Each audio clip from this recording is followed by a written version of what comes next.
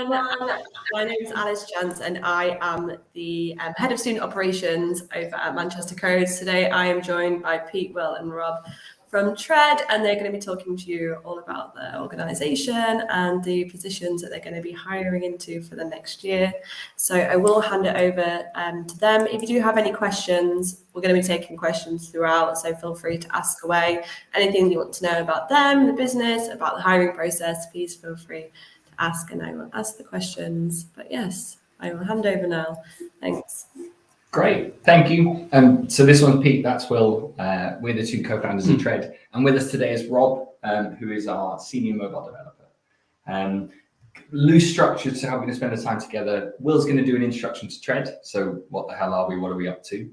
I'm going to try and be a bit more role specific and business specific. So where's the office? How do we work together? That kind of stuff. And then Rob is hopefully going to do some live demoing of both what we've been busy building and what it looks like in the nuts and bolts behind it to get a real feel for what it would be like to work at Tread. So over to you, Will. Awesome. So climate change is this big problem that everyone is talking about. And over the past couple of years, specifically because of COVID, it's kind of like it exploded as an industry. But people are starting to ask questions about where their money is stored and like how their actually money is doing good. And so that's where Tread comes in. So we're making money work for both people and the planet. And kind of our end goal is to build the UK's leading green neobank. What does it actually mean? We kind of started from scratch and asked customers what they wanted from a debit card, and in terms of that, in how to make it greener, how to make it better. So we came across two things. The first bit of feedback was that people really wanted a debit card that just by using it does good. And so we donate 10% of all of our revenue generated by the card to tree planting. So every time you tap your card, buy your morning coffee, you buy your clothes, whatever, we donate the money to tree planting. So you're helping reforest the planet. The second thing is that everything you buy has some kind of environmental impact, whether it is the clothes you're wearing, flights on holiday, trains, etc. And actually we found it's a huge problem and something that customers didn't know about. So we basically ended up building almost like a Fitbit, but for climate change. So the whole point was to make people and help people be greener. What does it actually look like? We have a carbon calculator. So based on your transactions, we can tell you your carbon footprint based on those transactions. What we can then also do is help you reduce it. So I think we've got 68 business partnerships now. Everything from mobile phone providers to energy providers to food, etc. What that means is this actually makes it quite easy for you to sort of make little swaps, little changes to be slightly greener. The other thing is we also do carbon offsetting. So again, there are some emissions and some things that you just can't avoid doing, seeing family on holidays, etc. For that, we've also then built in carbon offsetting. So tap a button on our app and we'll instantly plant enough trees, install solar panels or whatever you're passionate about to actually make yourself carbon neutral. In terms of where we're actually at right now, so we have live debit cards. People, I think we've got, what are we at now? 171. 171 customers. Beta testers. We're in this beta testing phase. We've got 171 customers, but we've got another 30,000 or just shy of on the waiting list. And so the kind of aim in the game at the moment is to let a few people on, see what breaks from a tech and a CX and all that kind of stuff perspective, and then basically scaling up from that. So if anyone has any questions on the product, what we're doing, the space we're going into, then yeah, please ask away in the comments. But if not, hand over to Pete. Okay. I'll try and do a bit more what it's like to work at Tread, and then Rob can tell you the honest story of what it's like to work at Tread. I think I've got loads of questions for you as well. So. Okay. So I'll make some of these. We're all nice, I promise. We're a team of 15.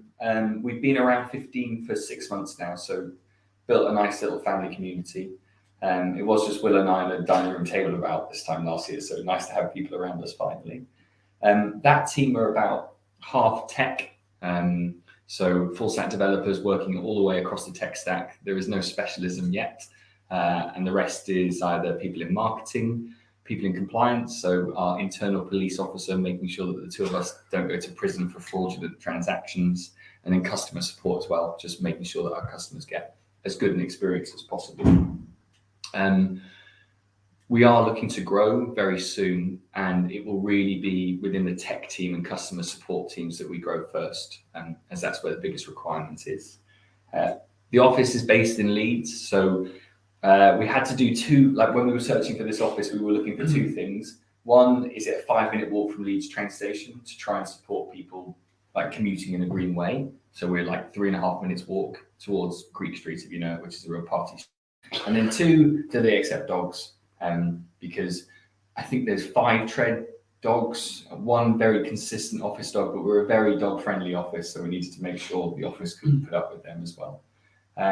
So we're in Leeds. We work a hybrid model, so it's a bit of a strange one. The office can fit 10 people, and there's 15 of us. So we all work 3 days a week in the office. Some people do Monday, Wednesday, Thursday. Some people do Tuesday, Wednesday, Thursday. No one works in the office on a Friday. But we do that so that we get good quality time together to do workshops, sprint planning, and the like. And we also have time at home to just plug headphones in and really crack on with our work. We also make sure that all combinations are in the office at least once a week so that you get to know everyone as well. That's a bit about hybrid working. I've already mentioned about the dog. It is a thing though, like if you're allergic to dogs or don't like dogs, Tread is probably not the right place for you. If you like dogs, come work for us because they're everywhere. We actually got all 5 dogs in the office once, never again.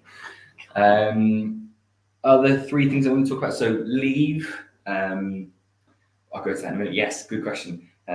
So leave standards, you get, I think 25 days plus bank holidays plus your birthday off. And we also say that if you want to take a month off unpaid, you can absolutely do that every year just to get a proper time away if that suits you. Fun, if you're up for it, we do a lot of stuff. And if you don't want to get involved, then that's you as well. We've done go-karting, tree planting, pub quiz, A train journey. Better, less said about that, but better. And that's all been organised and managed by us. Like if someone wants to, yes, you can bring your corgi, absolutely. And if you're the kind of person that wants to join in with the community feel and organise something, just do it. Our designer was a person who did go-karting because that's his thing.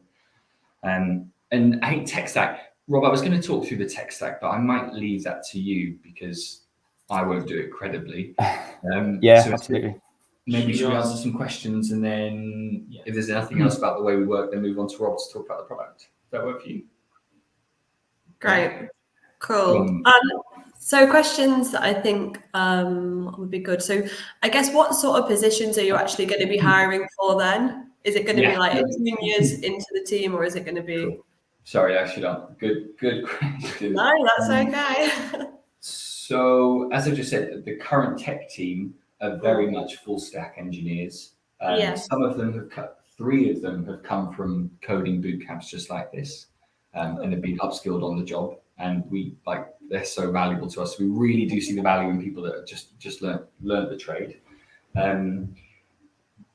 They sit across both parts. So the mobile app that we're building, cross-platform app that Rob's going to show you, and then the back end and middleware that we're also doing. The roles that we will be hiring for are more of the same. So full stack developers, and Rob will tell you about our tech stack, but people that have an appetite to maybe get involved in some front end development, maybe some back end. You can kind of spend more time on one than the other, but we do like you to know it all, especially when things go wrong.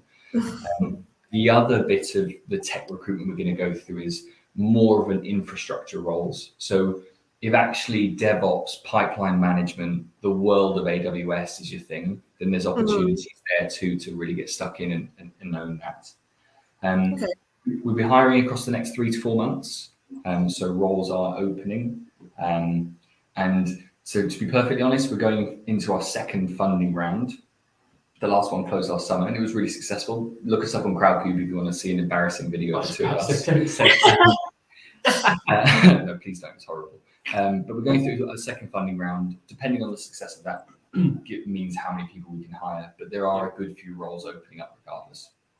Great, cool. So you would be happy for, say, somebody came in and they were more interested in going into that DevOps route, you'd be quite happy to take someone through that journey as well. Absolutely. So there's currently at least 2 people who have come with us now, who come in as junior full stackers and have actually lifted the lid on that DevOps role and said, actually, love that bit, absolutely. So they've been learning on the job and are slowly moving across to that, which is where some of the need for a full stack comes from. If that excites you, or you just want to give it a go, then there's definitely a role for you.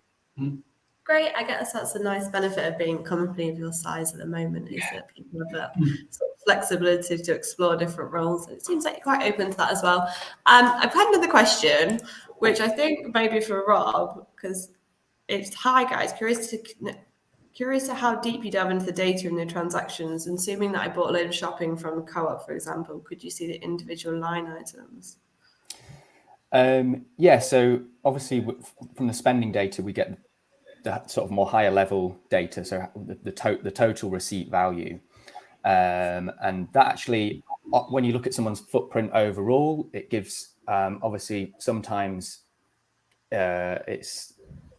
sometimes those individual transactions are a little bit more, sometimes are a little bit less in terms of carbon, but when you look at it overall, it's directionally correct. So the breakdown and the overall sort of the breakdown between the different categories that you're spending in is correct. Now, looking at stuff on like a basket level, an item level, sort of level of detail is something that we are actively working on internally, and there's probably going to be features rolled out in future that will allow us to drill down into that further level of detail. Cool, thank you. That's all the questions for now. I feel like you gave a good insight, well, into what it's like there. So I don't know, Rob, if you want to share your screen and we'll look into the more technical things. Yeah, absolutely. So, so yeah, I'm Rob. I'm leading the mobile app development for the cross-platform app for Tread. I'm a former Manchester Codes graduate and sort of long-time friend of Manchester Codes and Leeds Code. So yeah, I'll be happy to give you a sort of whistle-stop tour of our tech stack and give you a little insight in what we actually do on a day-to-day basis as developers. So let me share my screen. I didn't know you were a Manchester Code student. I should have known that. Good friend of Ursula as well. Do you know Ursula? Yeah, I know Ursula. Yeah, one of the sort of early people from Manchester Codes.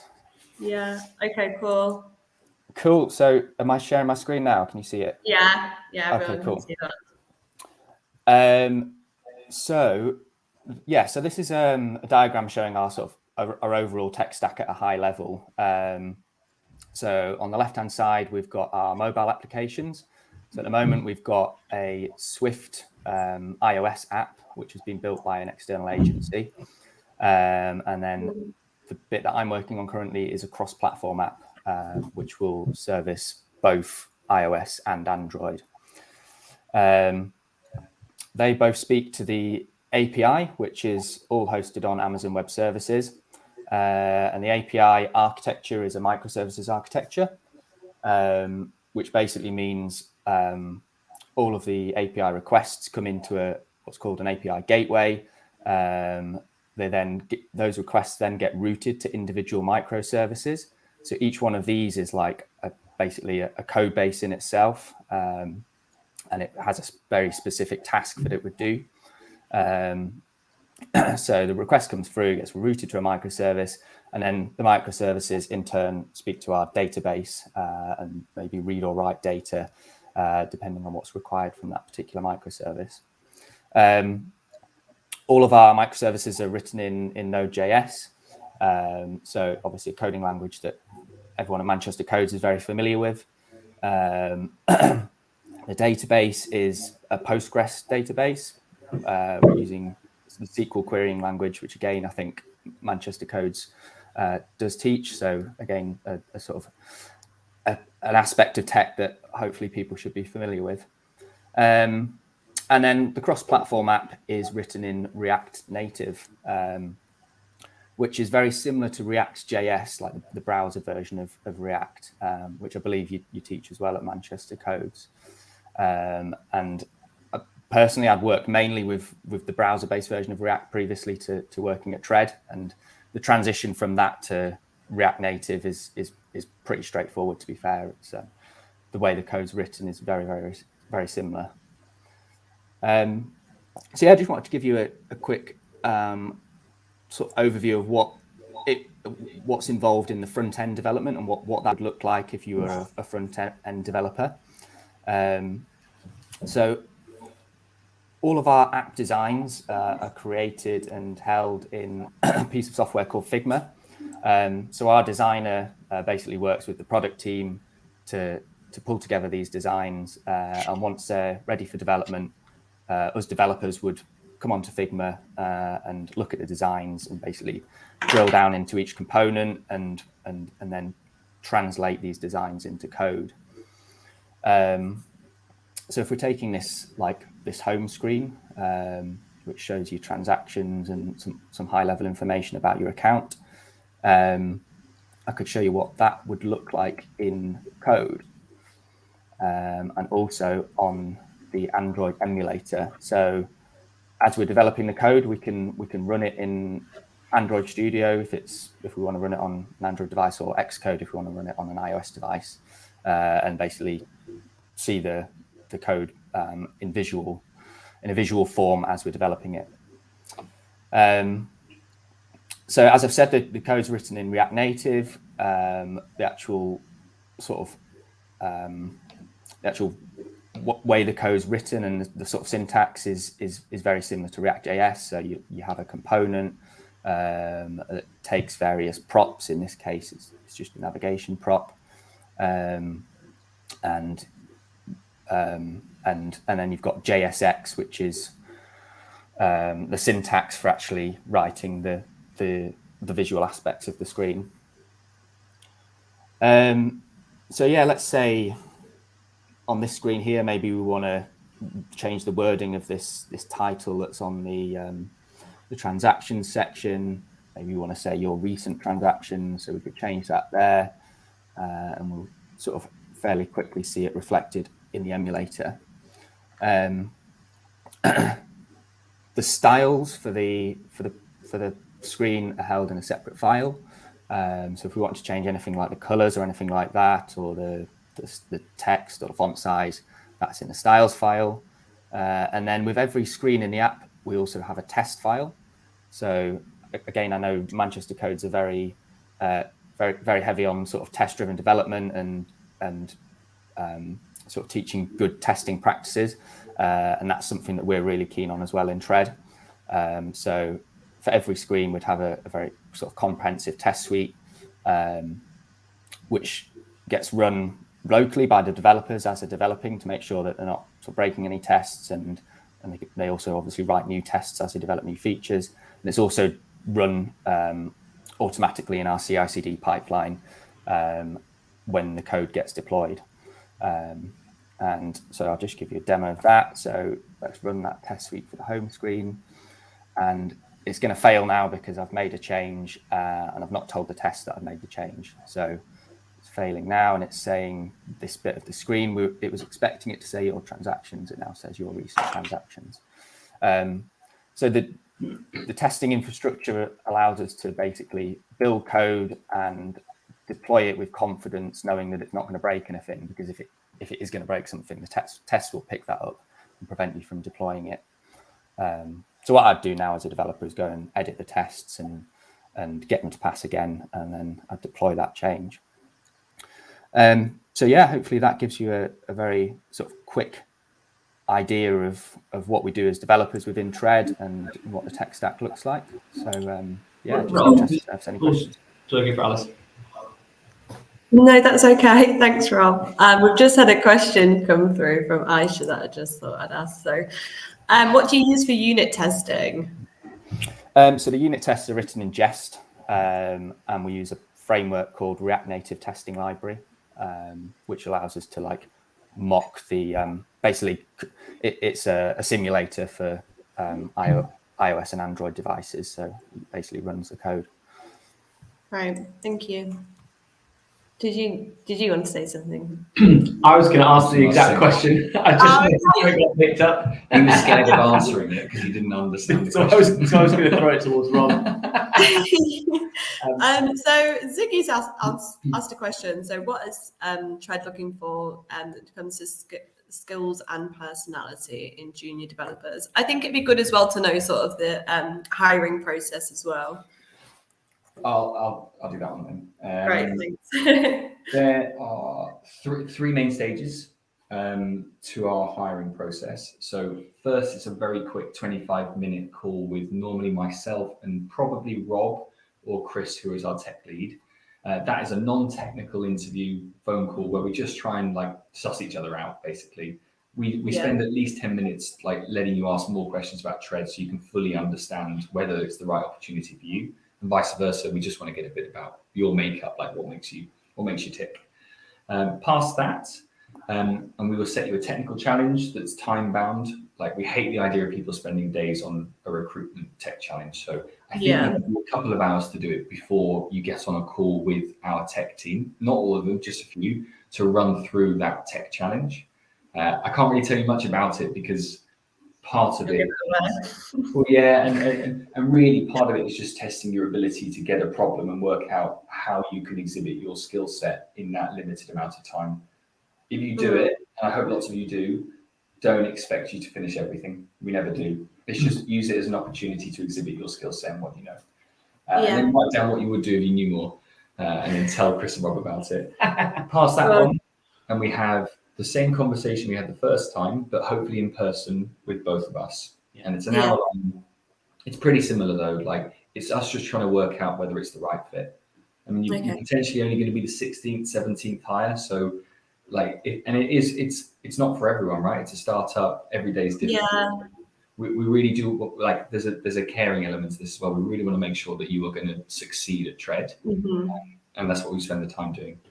So hopefully that's an overview. So you said what skills and personality wise. So I know what Chris asks me all the time. It's not, so it's two things. It's, does the person understand why they're doing the thing in coding, not just applying it? And I kind of get what he's saying. He's saying, have they just, if this was a language like French, have they just learned the phrase, or do they actually understand why the words go in the places that they've just said? So it's like depth of understanding, which comes from a bit of curiosity. So that's the first thing. And the second thing is that like raw desire to like build new features, to learn loads more, because you are coming in quite junior, but we are loads of responsibility from day one, literally day one. So does the person have that appetite to just take it on and give it a go? Okay, cool. It's good as well that you've sort of brought other bootcamp juniors in. It's nice to see like an organisation that's done that and they've succeeded, and they're still working there, which is they're great. As in, like, they've kind of gone through, and the stuff that they were doing, like when they first joined, kind of learning what AWS Lambdas, how to code them, all the way to now to like deploying stuff through pipelines. Like, it's amazing to see like the progression and the stuff that they're taking on. So yeah, we absolutely love them. Yeah, great. And it seems like the tech stack you're using is exactly what the students are learning anyway. So it seems like it'd be a good fit. I don't know if anyone else has any questions or if there's anything else you want to add. We've written down stuff if there's no questions. How much time do we have? Well, I always put them in for an hour, but I always say half an hour is the right amount. Okay, I think there's a couple of stuff we'll squeeze in. Then. Yeah, so I guess so, like what kind of support is in place for junior developers? There we go. What kind of support is in place for junior developers? Yeah, this is you're gonna say this is a wishy-washy response, I think. Oh, I wouldn't say that. I'd think it, but so wait till he said it. We're a startup, which means we don't have any internal formal training. But what we say is we're absolutely dedicated to your development, personal career, everything, which means we will put money and time behind your progression. If that means you need to do a qualification, we will support you in doing that qualification. If it means that you need to spend some of your time in the week just doing a Udemy course, we will absolutely support that. Like, up to like, there's some of our developers who spend about 20% of their time doing upskilling. Some of them have actually gone back to their boot camp, their previous boot camp instructors. So we back it. But it is a kind of on you and your manager to say, what do you need and how can we fulfill it? So to bring that to life, if suddenly you're working on, I don't know, our thing we haven't mentioned actually, our back office system, which is written in Python, and you've never seen Python before, and we need to find you a coach or send you on a course to learn it, we'll absolutely do that. Okay, great. That's good to know. And I think that's it though, from like a startup environment, is you do get kind of thrown in the deep end a bit. So like you said, it isn't for everyone, but I think some people really thrive in that environment. Some people prefer to be in like a bigger team where they've got all those sort of things in place, whereas some people like the startup. If you're looking for a lot of structure, it's like every day is kind of different. We're always making new features, new products, and like, to be honest, because we're now getting actual customer feedback, it's pretty agile in terms of the way we're working. So one day, we work on one thing, the next it'll be something completely different. Which again, like if you like structure, longevity, etc., then again it might not be the right place. However, if you thrive off that buzzing atmosphere of stuff coming all the time, then it's kind of perfect for it. I thought the other things we just thought we'd touch on quickly is around like roadmaps. So where we are right now is we're basically building a green Monzo. Is kind of the best way to pin it in your head. Cool. So that's a good way to describe it. And so like we are building sort of 3 big pillars. So one is like the leading banking app or financial platform, whatever you want to call it. That's one of the challenges. The second is we're actually building climate tech that has never been built before. So how do you track someone's carbon footprint? Someone's around receipt scanning. Can we automate ingestion of emails when you get an email from Amazon or whatever it is? So all of that climate tech has never been built, and so we're building that side of things. And then the other one is to building off the top of that climate tech. It's how do we actually change people's behaviors? So there's like a behavioral science element to this, because if you have the best carbon footprinting calculation, it doesn't really mean anything if no one does anything about it. And so we're starting to build up like, what can we do, like tips, tricks, like AI machine learning to give like people tips and recommendations on how to be slightly greener. So like there are loads of pillars to what we're doing, and like scaling. We're pushing the boundaries on the climate side. We're pushing the boundaries on fintech and finance, and so we're pushing the boundaries on like the behavioural change, and like the whole thing of that hopefully means that we can reduce the carbon footprint of the whole of the UK, which again is something that I don't think any business could say that they can do. We're going to go quite ambitious, but hopefully it makes a difference. No, it is ambitious, but it's really cool to hear about all the plans, I think, anyway. All sounds really interesting. I don't know if anyone has any other questions or if there's anything else anyone wants to ask. When do you plan on getting the other people who are signed up on board then?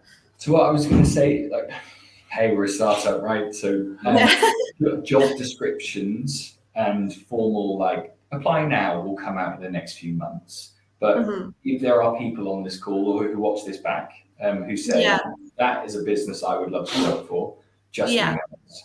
I think, Alice, if you could share my email address. Yeah, of course. Or potentially I could get people to send their CV over to me and then I'll forward them on to you. So I mean, there's always a need. There's always a need for more people to. We always want to do stuff quicker, better, and faster. So I'm not. I can't commit to putting a proper job advert out tomorrow. No, that's fine. But the door's open for people that are the right fit. Okay. All right. Perfect. No, that's been very informative. But no, that's been really helpful. Thank you. Hopefully, we'll get some applications over to you. If anyone has any other questions, then please let me know. Rob, anything you want to add? No, I don't think so. I think we've covered everything. But, Okay, great. All right. Well, thank you. That's been great. I'll get this shared with anyone, and if anyone does want to reply, just pop me a message. I'll add you onto our Slack channel as well, if that's okay. So then, if anyone has any questions for you, I'm sure you'll be happy to answer them on there. But no, that's been great. So thank you for joining me today. Thanks everyone for watching, and hopefully I'll chat to you all soon. But have a nice afternoon or evening. Thank you. See you later. Cheers.